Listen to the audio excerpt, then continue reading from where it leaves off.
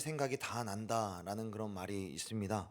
이 말은 어떤 일이 닥치면 우리들은 수많은 잡생각을 하게 된다라는 것이죠.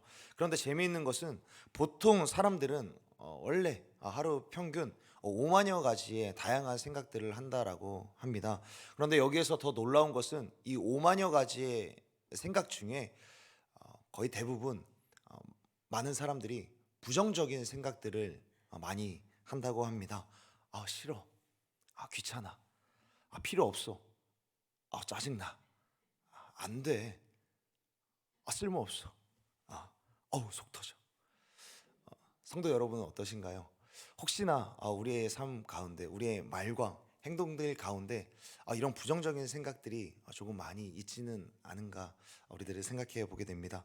감사하는 마음보다는 불평하는 마음, 만족하는 그런 마음보다는 좀 불만족스러운 그런 마음들, 내가 상대방을 향하여서 칭찬하는 그런 마음보다는 어떤 미움과 시기와 질투하는 그런 마음들, 내가 신뢰하는 마음보다는 불신하고 그런 의심하는 그런 마음을 조금 더 많이 하고 있지는 않는지 한번 돌아보는 아침이 되었으면 좋겠습니다. 오늘 우리가 함께 읽은 본문에 등장하는 제자들이 조금 이런 마음이 아니었을까 한번 생각을 해봅니다. 오만 가지 생각을 할 수밖에 없었던 제자들, 그 중에 특별히 아주 부정적인 생각을 할 수밖에 없었던 그런 제자들의 모습이 오늘 본문에 드러나지 않나 저는 그런 생각을 해봅니다. 예수님께서는 산상수훈을 마치시고 내려오시자마자 예수님 자신이 만왕의 왕이신 하나님의 아들이라는 사실을 여실히 보여주셨습니다.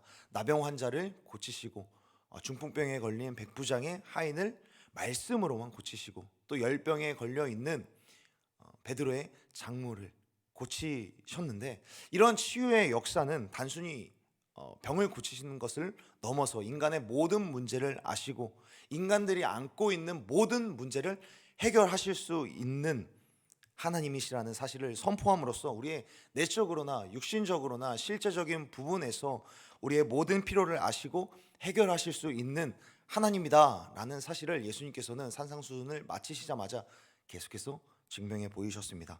그러한 일을 보이시고 예수님은 제자들에게 말씀하십니다. 우리가 바다 건너편으로 건너가자. 무리들이 애워싸는 모습을 보시고 예수님께서 여러 기적을 행하셨을 때에 많은 사람들이 예수님 주변으로 막 몰려올 때에 예수님은 그 자리를 황급히 피하시고자 하는 그런 마음으로 바다 건너편으로 가자라고 말씀을 하시는 겁니다. 여기에서부터 제자들은 좀 오만 가지 생각이 나지 않았을까 저는 생각을 해보게 됩니다. 나병 환자를 고치시고 중풍병자를 고치시고 베드로의 장모의 열병을 고치시면서 사람들의 문제를 해결해 가셨는데, 이렇게 사람의 문제를 해결하시는 하나님이 이제 막 문제들을 안고 예수님께 나아오는 그 사람들을 왜 피하셨을까? 사람들이 올 때 각기 그들이 안고 있는 그런 문제를 가지고 예수님 앞에 딱 내어놓았을 때 예수님께서는 그 문제들을 다 들으시고 또 품으시고 그 문제들을 해결해 주시면 괜찮을 텐데, 왜 하필 지금 예수님께서는 그 자리를 피하시고 바다 건너편으로 가실까 하는 그런 생각들이 제자들 머리 가운데 있지 않았을까 생각을 해보게 됩니다.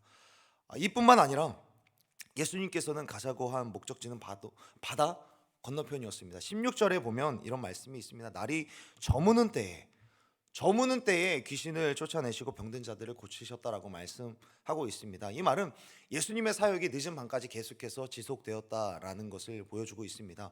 이 말은 예수님께서 사역을 하시고 계속해서 밤이 늦춰진 이후에 바다 건너편으로 가자는 것인데, 깊은 어둠 속을 건너가는 것, 제자들이 이 이야기를 들었을 때, 어부 출신의 제자들이 들었을 때 이 깊은 어둠이 내려앉아 있는 바다를 건너가는 것이 얼마나 위험한 일인지 너무나도 잘 알고 있었던 제자들은 고민하지 않았을까 생각을 해보게 되는 거죠.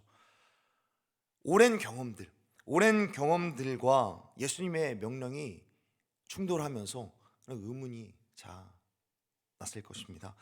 그들의 이런 오만 가지 생각의 근원은 여기에서 그치지 않았습니다. 그들이 배에 오르기 전에, 오늘 본문 이전에 한 서기관과 예수님의 대화 속에서 그들의 불안감은 조금 더 증폭이 되었을 것 같습니다. 한 서기관은 예수님께 나와서 자신 있게 이야기를 합니다. 예수님, 저는 예수님이 가시는 곳 어디든 따라가겠습니다라고 이야기를 합니다. 그때 예수님은 대답하십니다. 인자는 머리 둘 곳이 없다. 머리 둘 곳이 없다라는 말이 어떤 말입니까?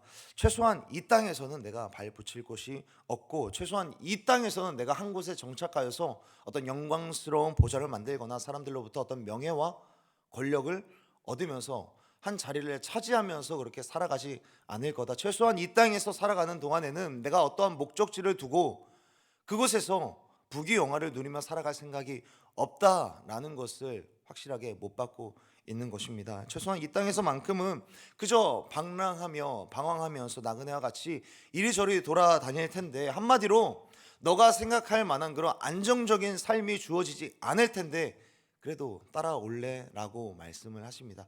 이 이야기를 옆에서 듣고 있었던 제자들은 과연 어떤 생각이었을까? 이 말을 들었을 때 그들의 머릿속은 조금 더 복잡해져 갔을 것입니다. 그런 오만 가지 생각에 사로잡힌 채 그럼에도 제자들은 예수님께서 오르신 그 배에 따라 올라갑니다. 그럼에도 예수님을 따라가는데, 그렇게 따라갔음에도 불구하고 그들 가운데 어떤 일들이 일어납니까? 사나운 풍랑이 일어나게 되죠. 거대한 파도가 그들을 덮쳐가고 있습니다. 당장에 죽을 것 같은 그 위기 속에서 한편에 주무시고 계시던 예수님을 흔들어 깨워서 구원을 요청하지만 그들의 머릿속은 더욱더 복잡해져 갔을 것 같습니다. 내가 정말 이분을 따라가도 되나? 계속해서 내 마음 가운데는 이런 불안감은 계속해서 증폭되고 있는데, 그렇다고 해서 내가 예수님을 따라간다라고 해서 어떤 문제가 없는 것도 아니고, 이런 풍랑을 만나고 죽을 것 같은 위기에 봉착하게 되는데 내가 과연 이분을 따라갈 만한가? 뒤를 바라보면서, 지난 날들을 바라보면서 그냥 집에서 편하게 쉬었으면 좋았을 것을 후회 섞인 한탄을 하고 있지는 않았을까 하는 것입니다. 사랑하는 여러분, 예수님은 산에서 내려오신 후에 고통 속에 있는 자들의 문제는 다 해결해 주셨습니다. 나병을 고치시고 중풍병을 고치시고 귀신을 쫓아내시는 일들은 성큼성큼 잘 하셨음에도 불구하고 왜 제자들에게는 이런 오만 가지 생각이 들 수밖에 없는 그런 상황으로 내몰아 가신 것일까요?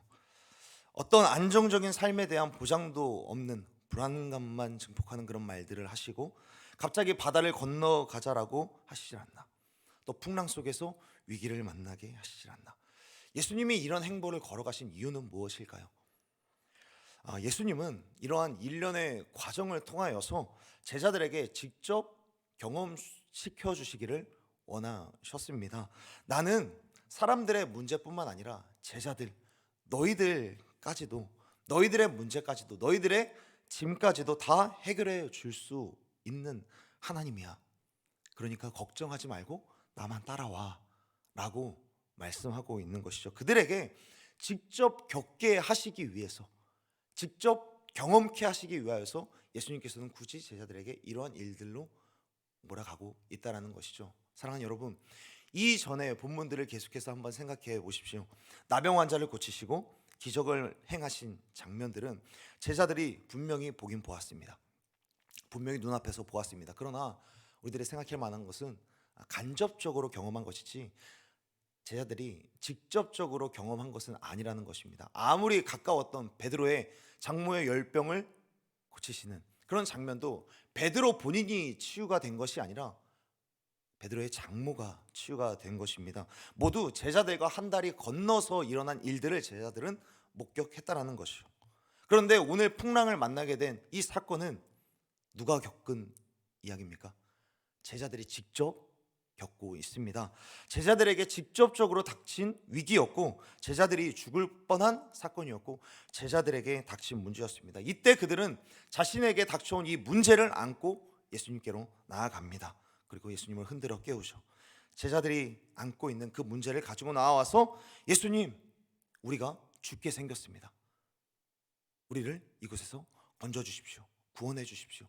제자들은 자신들에게 닥쳐온 문제를 가지고 직접 예수님 앞으로 나아갔습니다. 그리고 예수님은 이 간절하고 애타게 부르짖는 이 부르짖음에 반응하여서 그들을 건져주시죠. 건져주실 때 어떻게 건져주십니까? 지금까지 그래왔듯이 말씀으로 능력을 행하시는, 온 세상의 창조주가 되시고 온 세상을 다스리시는 만왕의 왕이신 하나님으로서의 그 능력을, 그 권능을 제자들에게 바로 보여주십니다. 바다를 꾸짖어, 파도를 꾸짖어. 사람의 힘으로는 도저히 어찌 해볼 수 없는 그런 풍랑과 파도를 한마디로 정리하시는 것이죠. 예수님이 행하시는 일들을 제자들은 직접 보긴 보았습니다. 간접적으로는 체험했습니다. 그런데 이렇게 자신이 직접 겪는, 직접 체험하는 하나님의 권능은 지금까지 보고 들었던 것과는 다른 그런 감각으로 다가왔을 것입니다. 예수님 주위로 몰려들었던 사람들을 고치고 그들의 문제를 해결하는 것, 예수님 역시 중요하게 여겼을 것입니다. 그러나 예수님은 그들이 싫어서 그것을 피한 것이 아니었고, 피곤해서 그들을 피한 것이 아니었습니다. 잠자기 위해서 피한 것이 아니었습니다. 예수님은 자신을 따르는 제자들에게 더 큰 확신을 심겨주기 위하여서 바다 한가운데로 그들을 데려갔고, 그 바다 한가운데서 풍랑을 잠재우시면서 나는 너희들이 믿고 따를 만한 하나님이야 라고 당당하게 지금 예수님께서는 보여주시고 선포하고 계시는 것이죠.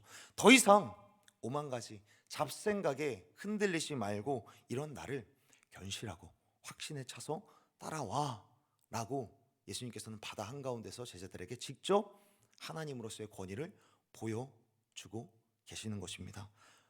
사랑하는 여러분, 우리가 제자들의 모습을 보면 언뜻 보면 예수님을 잘 따르는 것처럼 보입니다. 그러나 그들 마음 깊은 곳에서는 여전히 풀리지 않는 궁금증과 답답함, 그리고 불신과 의심이 계속해서 조금씩 꽃피우고 있었습니다. 저분을 과연 따를 만한가? 다른 사람들에게는 하나님이라는 사실을 저렇게 잘 보여주는데, 그렇다면 과연 나에게도 정말 하나님이신가? 내가 정말 뒤돌아보지 않고 오직 올인할 만한 그런 분이신가? 라고 고민하고 잡생각에 빠져 있었습니다. 예수님은 그들의 그러한 마음을 미리 아시고 그들을 따로 불러내시어 보여주시는 것입니다.